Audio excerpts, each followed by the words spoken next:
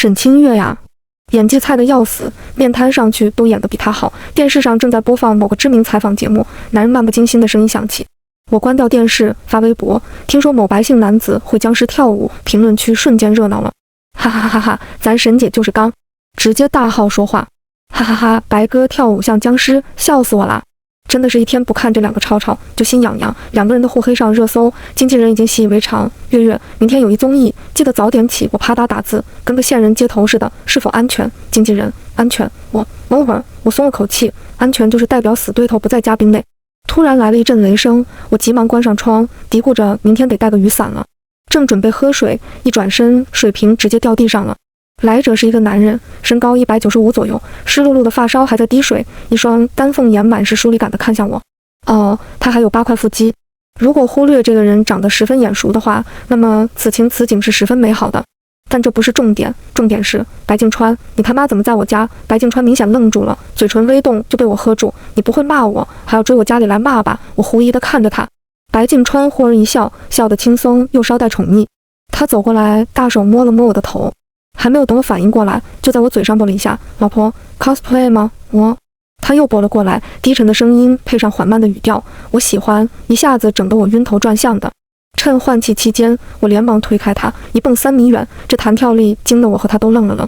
老婆，他向前走了一步，我连忙叫道：“你别过来啊！再过来我报警了！”白敬川突然想明白了什么，一脸赞叹地夸我：“老婆，你弹跳力真好，老婆是最刁的。”我后退的动作一顿，正经地要求道：“你把刚才的话再说一遍。”白敬川有点疑惑：“老婆，你弹跳力真好。”我不是，下一句，白敬川，老婆你是最刁的。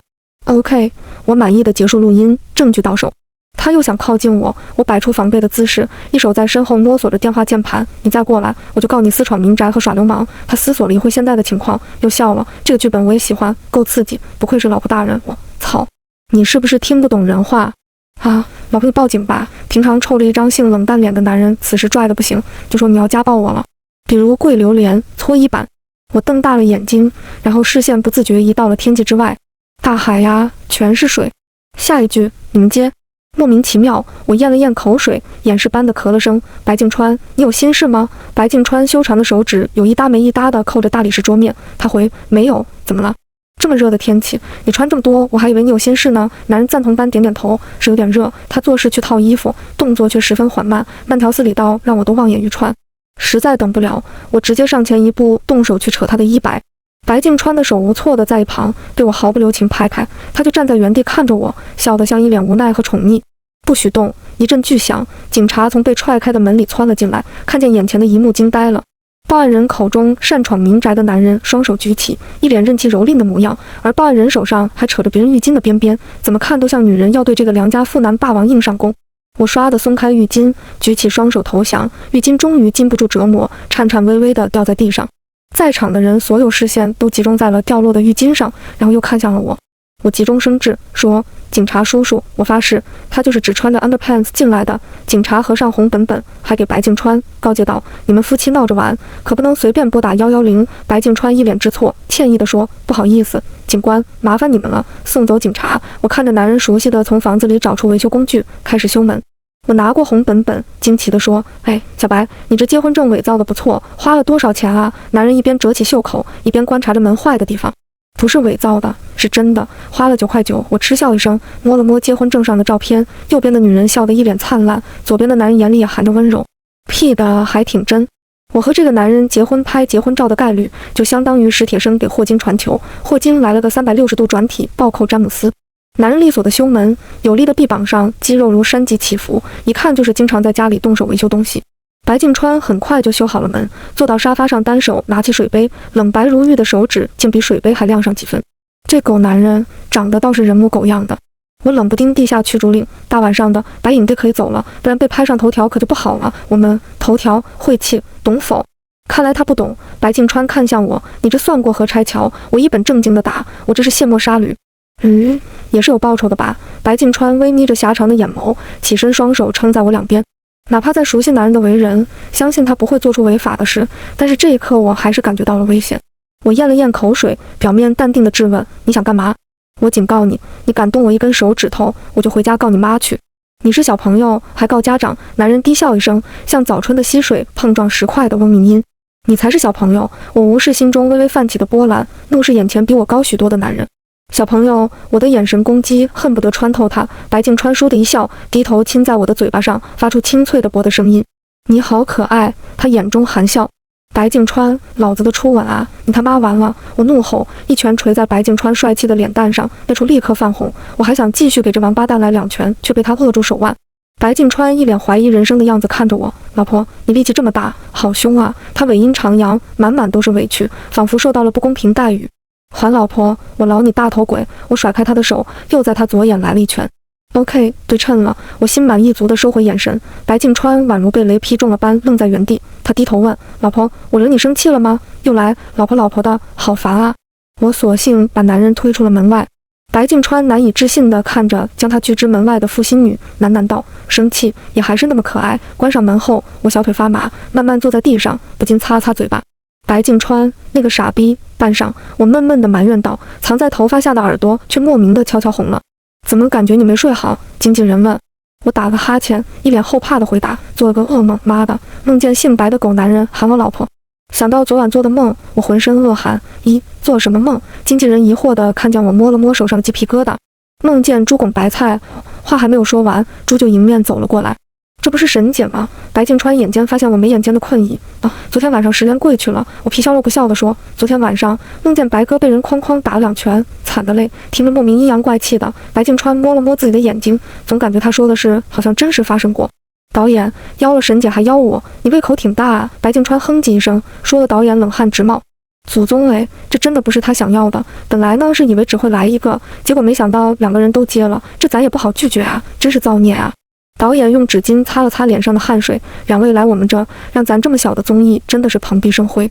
早知沈哥不待见我，我便不来了。我忧愁地扶了扶额，余光嫌弃地斜了一眼，叹息道：这副戏精的欠揍模样，看得白静川牙齿痒痒。他咬牙切齿地说：一直以为沈姐演技不咋，现在一看，起码比面瘫好上几分，一下子就戳到痛处。我一直都对自己的演技要求很高，翻脸比翻书还快。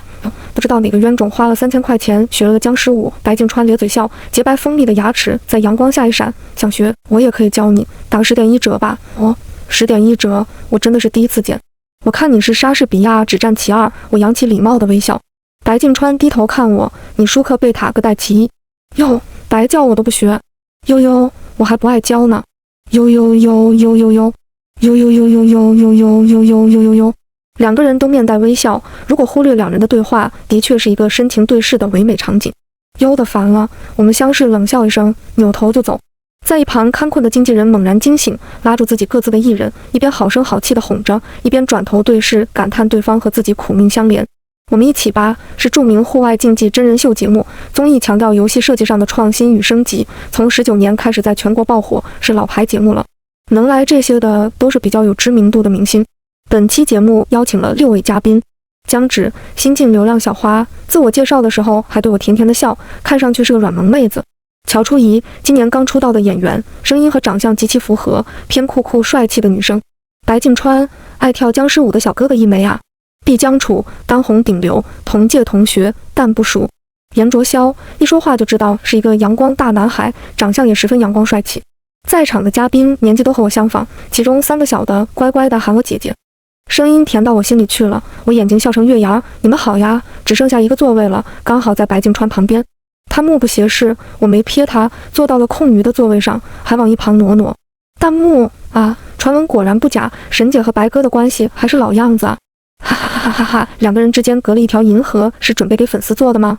死对头 CP， 莫名想磕。这评论一出，下面立刻刷起了这个不行磕，什么都磕，只会害了你。节目喜欢做公益活动，本期节目就是以宣传捐赠书籍给贫困山区的小朋友。6名嘉宾各自为战，积分第1名的嘉宾，节目组以其名义捐赠10万本书籍和10万件衣服，后面的往下类推。综艺的拍摄地点在山清水秀的江南，青色的石板被自然的拼接在一起，弯弯曲曲的路沿像了一个拐角。空气中满满都是清新的味道，我慢慢吸入一口，感觉整个胸腔都被净化得干干净净，浑身都轻松了不少。导演，接下来的任务活动和语言表演息息相关，2为一队，1名成员站在对面，通过语言和表演描述自己所看见的词，另1名成员则要猜出答案，总结就是你画我猜。导演，现在6名嘉宾可以过来抽签了，我从箱口伸进去手，碰到哪一个就拿出哪一个，没过1秒就掏出一张纸。哈沈姐在线佛系抽签，打开一看，上面写着01。大家都抽完了，他们纷纷站到了自己队友身边，就我和白静川愣在原地。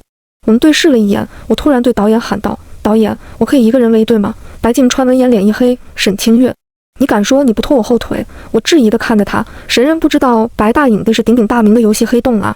白静川半晌从牙缝里挤出一句话，我尽量。为了维持白某的脸面，我决定宽宏大量地接受这个组员了。好吧，那就这样吧。我眨眨眼睛，还不快点感谢我？白静川扬起一个尴尬而又不失礼貌的微笑，谢谢您嘞。事实证明，我也没比白静川好哪里去，我还是比他好一点点。第一轮是白静川话，我猜2个字。白静川看了眼提示牌，眼神微动，气场立刻就变了。他狭长的眼睛一眯，嘴角勾起一抹摄人心魄的笑，举手投足间有种说不清道不明的艳丽多情。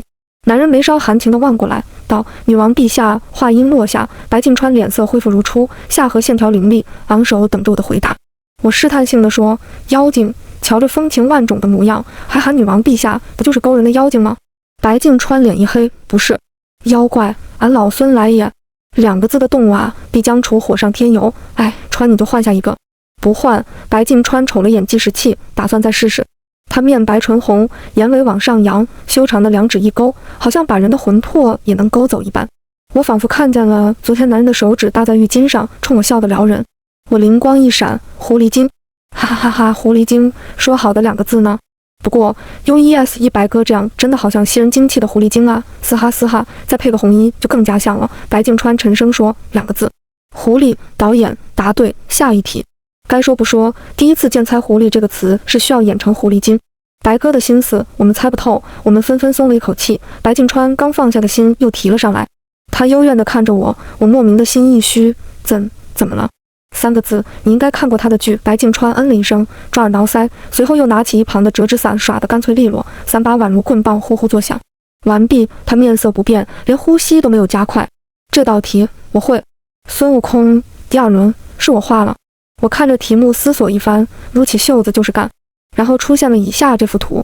这幅画一出，在场的都沉默了。江芷夸道：“清月姐，你画得真好。”看着小姑娘那明显的是发自肺腑的话，白静川不禁有点怀疑自己。沈清月，你画的是啥？我翻了个白眼，自信满满的说：“4字词语，这你都看不出来，真是晒干了沉默。”白静川容默了，他半晌不确定地说了个答案：“绿瓜黄鸡。”我倭瓜小鸡。不对，猜了半分钟还没有猜出来。我望着自己的大作，也有点怀疑自己了。这个鸡不是活的，我提示道。白静川立刻答：“呆若木鸡。”导演，对的，下一题。这个答案是所有人万万没有想到的。白静川咬牙切齿地说：“沈姐，你画的挺抽象啊。”我心虚地摸了摸鼻子，彼此。接下来，我正常地发挥出来了自己的实力，画的那是惟妙惟肖。最终，我和白静川荣获第1名。倒数的。白静川看着最底下的自己的名字，气得牙齿痒痒。你这才叫游戏黑洞吧？你还说你不拖我后腿，就真的是求神拜佛了。我理直气壮的对，我画的那么好，明明是你自己思维不发散。白静川站在我面前，凭借自己1.95米的身高，低头臭着一张脸。沈清月，你很厉害。我微笑着心想，昨天晚上录的钟算派上用场了。白静川看着我的笑，总感觉品出了危险的味道。下一秒，他感觉到了验证。你就是最刁的。在场的人纷纷停下动作，八卦的视线看了过来。熟悉磁性的声音响彻了整个大地，一个劲儿地往白静川耳朵里钻。他脸都气红了，恼羞成怒：“沈清月，你还搞这种事吧？”我怡然自得，仔细看还能看出眼底的幸灾乐祸。哟，我可没伪造，这可是你自己亲口承认的。不信，你可以去找人查。回到家，刚一打开灯，就发现客厅里站着一个身材高大的男人。男人身穿军装，被腰带束缚的窄腰立得笔直，可能是我进来的太突然了，他的手还放在腰带上，半露不露的诱惑十分勾人。你怎么进来的？还有，你和白静川是什么关系？早就发现了。现在这个男人眼睛周围还有青痕，今天白天的白静川是没有伤痕的，而我的手机里却有录音。搜查令。白静川淡然道。我哈了一声，啥子玩意？给我看看。白静川睨了我一眼，慢条斯理地从胸膛的口袋上掏出一个红本本。我伸手抢了过来，打开一看，不动产权证，上面还有部门盖章，名字沈清月，白静川。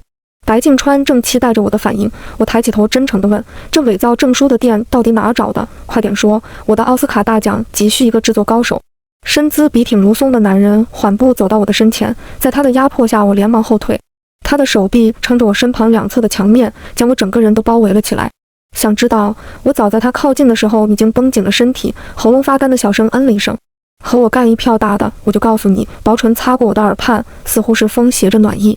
我抵住白敬川的胸膛，侧头避开问：“你先说，我再考虑考虑。”白敬川失笑，我能感觉到手下的胸膛震动。他声音压低：“你这算不算空手套白狼？”他尾音音调微扬着，带着些许笑意，缠得我耳尖发烫。爱说不说，我欲推开他，他单手桎梏着我的双手，眉眼间的锋利柔和了下来。其实我来自未来。男人期待看着妻子稚气未退的面庞，露出惊讶神色，却和其对视许久也没如愿。我复杂地盯着白敬川，苦口婆心地劝道：“川啊，有病得早治。你要是说你是白敬川的同孪兄弟，我还能信你几分。这编个骗人的话也不好好编。”白敬川脸一黑：“我真的来自未来？那你说几件事情证实下？”我双手抱胸，拭目以待。白敬川脱口而出：“我们结婚了。”我冲他招了招手，示意靠近。白敬川听话，弯腰低头。我低语道：“其实当时倒拔垂杨柳的是林黛玉。”白敬川捏了捏我的手腕肉，慢吞吞地扯出一个笑：“还有一个，我觉得你应该懂。”我心中警铃作响，身体本能让我感觉到了危险。还未等我阻止，男人淡声说一个词。他修长的手指随意揉乱自己的头发，整个人都变得慵懒。可偏偏男人的眼神十分锐利，眼底幽深的情绪让我与其不敢对视。在他说出这个词的时候，我就恨不得找个地洞钻进去。操，谁泄密的？我只和闺蜜说过这个小癖好。难道互联网真的没有隐私？啊，我死了，懂了吗？白敬川抬手将我的发丝轻柔别在耳后，指腹不知有意还是无意触碰到我的耳垂。我想避开，却发现前后左右都在他的禁锢下，形成一处逼仄的空间，避无可避。平常盛气凌人的我，在男人的压迫下落到了下风。叮铃，抛下一句我去看看，我连忙从他手臂下的空间窜了出来。这个时候敲门的肯定风流倜傥，美若天仙，国色天香，倾国倾城，玉树临风，明眸皓齿，面如冠玉，心地善良，菩萨心肠，乐于助人。白敬川，门口的男人站在原地，莞尔一笑：“沈姐，我知道你欢迎我呀，但是也不用这么激动。”我难以置信地眨眨眼，身着黑 T 的男人还在原地，没有任何变化。哎，你……白敬川还没来得及挡，门就哐当一下关上了，他还没有进去呢。我一转身就对上宽阔的胸膛，男人弯腰询问：“谁两个白敬川？一个还不够，这一下子还来两个。”痛苦面具点句屁句，住他爹的人建议把我也住了。白敬川成熟版，因为他看上去更成熟，就称为成熟版吧。他此刻看我的眼神十分幽深，带着浓浓的沉郁。怎么，我见不得人？还是门口的人？我见不得。男人话锋一转。门上的敲声急促响起，还伴随着男人的声音：“沈清月，你干嘛呢？”我连忙双手合十做拜托状：“大哥，拜托你先进去躲一躲。”白敬川成熟版扬了扬眉，我连推带拽的把他带进我的卧室。稍微收拾下自己凌乱的衣衫，我快步开了门，勾起常见的微笑。不知道哪里来的风把白哥吹来了。白敬川望眼扫视了客厅一圈，我心中莫名感觉他像一个来抓奸的正宫，发现没人才收回视线。开门这么慢，不知道还以为你家藏人了。我嘲讽他道：“就这几秒钟功夫，我难不成还能金屋藏娇？”白敬川思忖几秒，确定般点头：“很难保证你不藏着一个下头男。”我就去了趟卫生间。这么久，我还以为你掉坑里了，气得我哭笑不得，坐在沙发干脆哼唧一声，懒得搭理这人。白敬川落座，拿杯子的手一顿：“一个人在家，为什么桌子上会有2个杯子？”白敬川冷哼一声，噼里啪啦教育我：“当个恋爱脑很容易被骗，十分的危险。你根本不知道哪一天哪个小白脸就捅你一刀。”这狗男人骂起自己来是真的不带嘴软。莫名期待2个男人相遇的场景，但是一想到修罗场，我觉得我还是 hold 不住。我咳了声，故意模糊事实：“这你就不必担心了，毕竟他长得还看得下去，等我看腻了换一个就不怕了，一天换一个，永远保持新鲜，这样子就不会被甩，也不会被骗了。”白敬川差点被气得脸发红：“你油盐不进啊，死恋爱脑！”我睁大眼睛，一个抱枕就扔过去：“恋爱脑怎么惹你了？”“我就恋爱脑，我没有说恋爱脑不好，只不过恋爱脑容易被欺负，我掀起眼帘睨他，那你说怎么办？”“再找一个恋爱脑。”白敬川扣了下桌面，真心建议2个恋爱脑在一起才能幸福。不得不说，说得很好。正当白敬川要开口的时候，他手机响了。“川，你在哪儿呢？”经纪人说话很着急。“怎么了？”白敬川皱起眉询问。“你出入某某小区的时候被狗仔拍了下来，现在都爆出你和沈清月同居的爆料了。”经纪人的声音震耳欲聋，我隔那么远都听见了。白敬川揉了揉受害的耳朵，淡定地说：“又不是什么大事。”我打开手机的动作一顿，白敬川起身快步离开，在走之前恨铁不成钢地叮嘱我要擦亮眼睛，男人不在就像烂白菜。白敬川成熟版走了出来，我瞪眼看他手上拿着的水果刀，不禁后退了一步。一个白静川就够难对付了，现在还来了第二个。我知道你害怕，但是你先别怕，先听我发言。我发誓绝对不告诉别人这件事。白静川成熟版低头看了一眼手中的刀，端量我似乎在思考从哪里下手好。我发现这种现象，恨不得现在就昏过去。你是未来老婆不疼，孩子不听话，岳父岳母为难才穿到这里的吗？听我的，我保证马上帮你解决。我在胡言乱语什么？白静川成熟版直勾勾盯着我，怎么解决？我咳了声，努力拿出哄骗家里3岁侄子的气势。现在你们不是有2个人吗？干什么事都2个人，男男搭配，干活不累。白静川成熟版眼角微微弯了弯，似乎在笑。他放下手中的水果刀，把水果拼盘放在桌面上。你脑洞开挺大。他用牙签叼起一块哈密瓜喂到我嘴边，我自然吃下。他问我老婆不就是你吗？我直接被呛到了。这是我怕无福消受喽。你刚才怕什么？我如实回答，我怕我发现了这个秘密，你把我砍了。我只熟悉这个时空和我一起长大的白静川，而并非眼前这个。男人闻言单膝跪下，往常多情的眼睛里只有我一个人的影子。老婆，不管是现在的我还是未来的我，你都要知道，我永远不会伤害你。浓浓的情意扑面而来，我不自然的别开头。白静川凝视眼前女人的红红的耳尖，勾了勾唇，眉眼多了几分柔软缱绻。怎么都这么样子呀？一别扭就不敢看人。我和白静川的绯闻传得沸沸扬扬的，粉丝分为了3批。一批从玻璃里扣糖的 CP 粉终于支棱起来了啊！就说死对头 CP 最像了。一批坚定只是死对头关系，无暧昧，在同一个小区只是巧合。还有一批保持清醒，静待后续。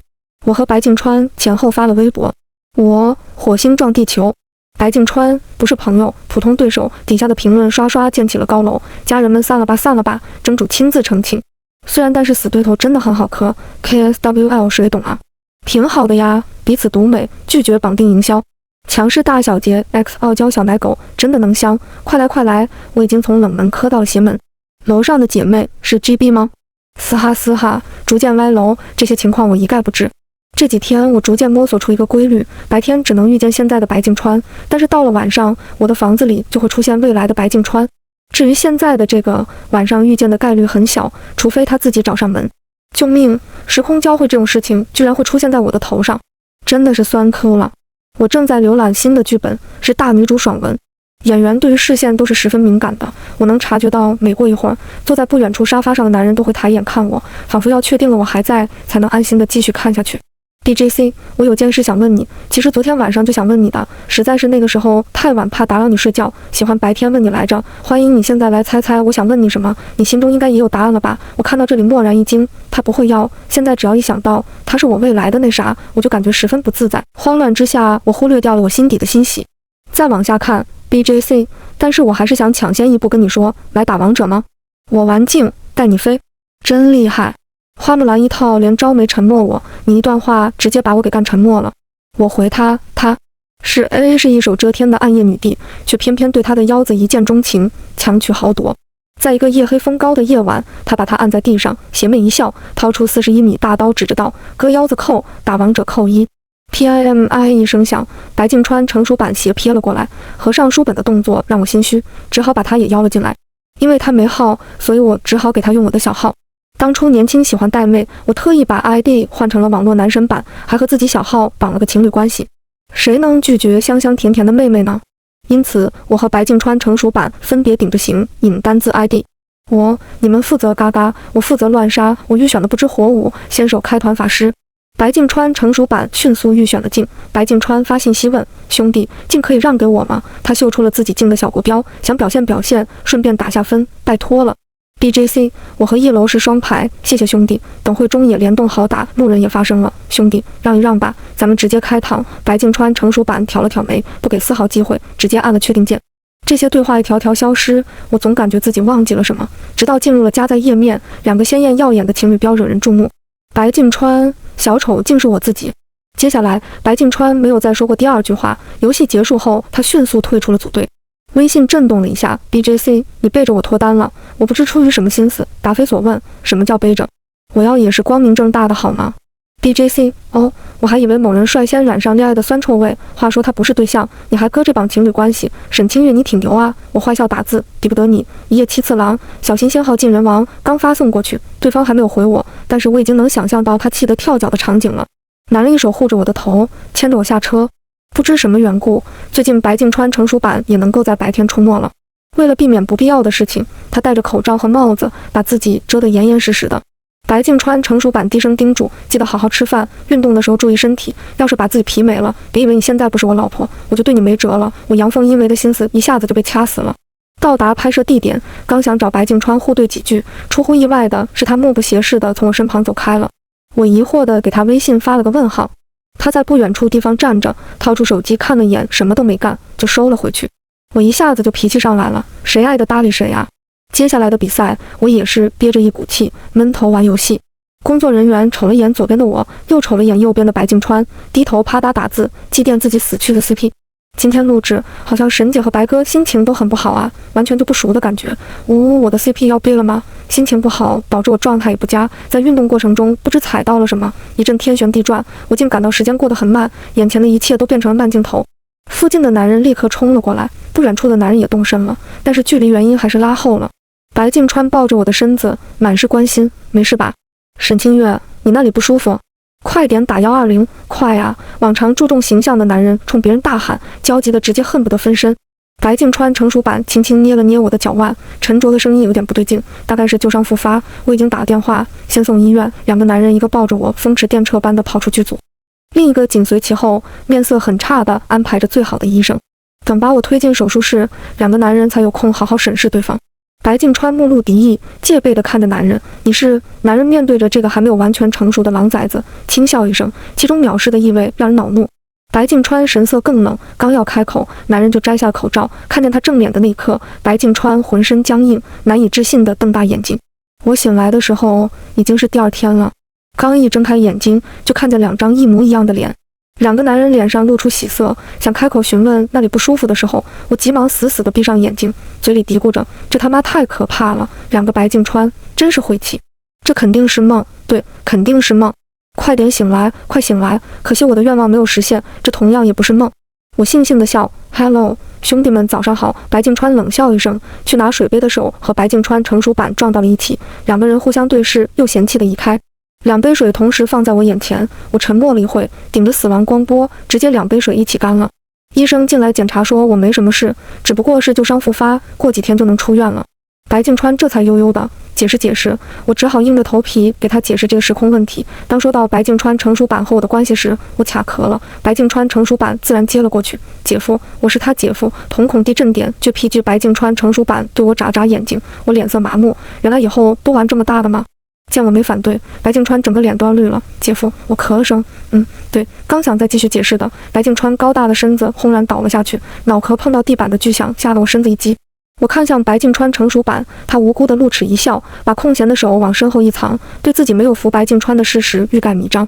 他被抬走后，我都没看见过白净川，只有白净川成熟版时不时往窗外瞟一眼。直至出院后，到了家门口，我发现门口蹲着一个男人。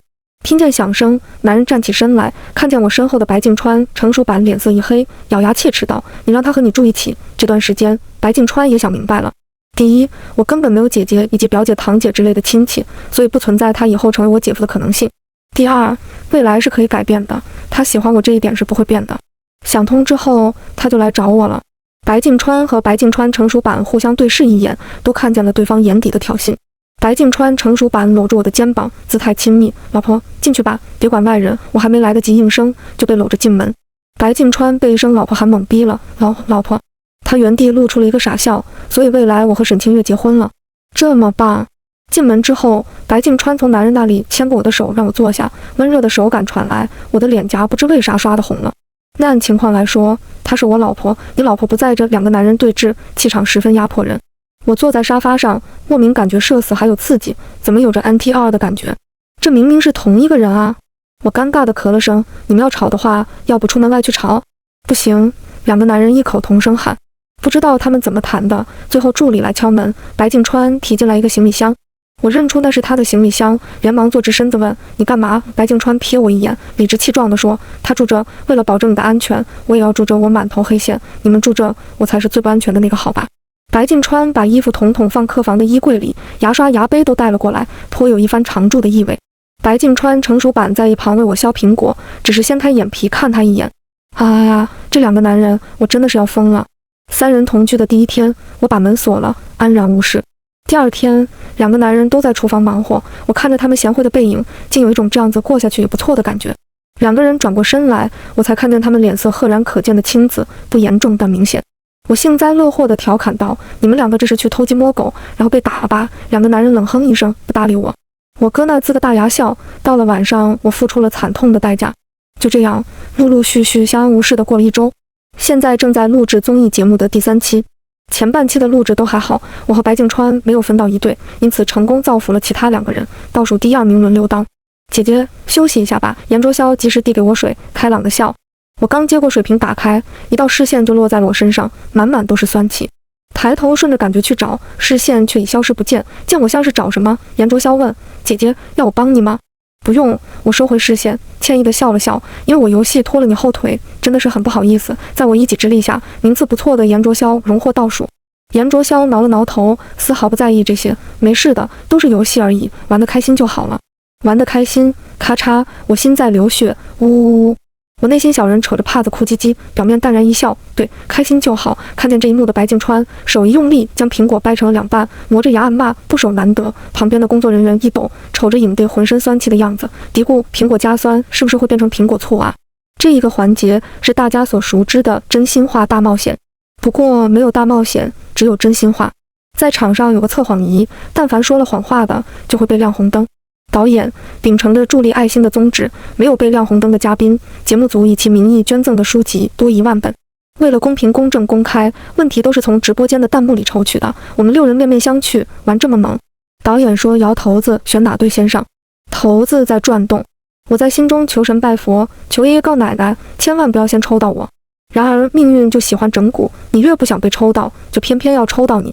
导演目光看了过来，沈清月和严卓霄，请做好准备。我一脸裂开，嘴角抽了抽，真走运啊！测谎仪就是一个头戴式帽子，周围都是环绕着电线，看上去充满了科技感。第一个问题，最近传的绯闻是真的吗？一看就是我的粉丝儿。我和严卓霄异口同声，假的。第二个问题，今年会出新剧吗？会的。接下来又回答了几个问题，我和严卓霄答案都一样。弹幕，突然我有个大胆的想法。楼上别说，我懂。呜呜姐姐 X 弟弟这个人设也好好磕呀。没有人发现沈姐和卓霄弟弟真的很默契吗？每次都基本上是同时回答，答案还一样的。真的哎，卧槽，我喜欢的男神要和女神在一起了吗？最后一个问题，在场你有喜欢的人吗？我犹豫了1秒，男人的声音和我的声音重叠在了一起。有。白敬川脸瞬间变了，连忙去看，测谎仪没有亮红灯。耳边响起工作人员激动的声音：“啊呀，我就说他们2个很搭的，谁能拒绝阳光奶狗弟弟呢？”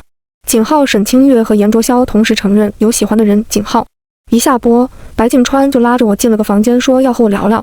我双手抱胸，不解地问：“你要跟我说什么？”白敬川眼神深沉，揉了揉太阳穴：“那个严卓霄不是什么好东西。”我神色没有变化。白敬川，你家里都有我2个人，你还想加一个？我差点一口盐汽水喷出来。什么叫家里已经有2个了？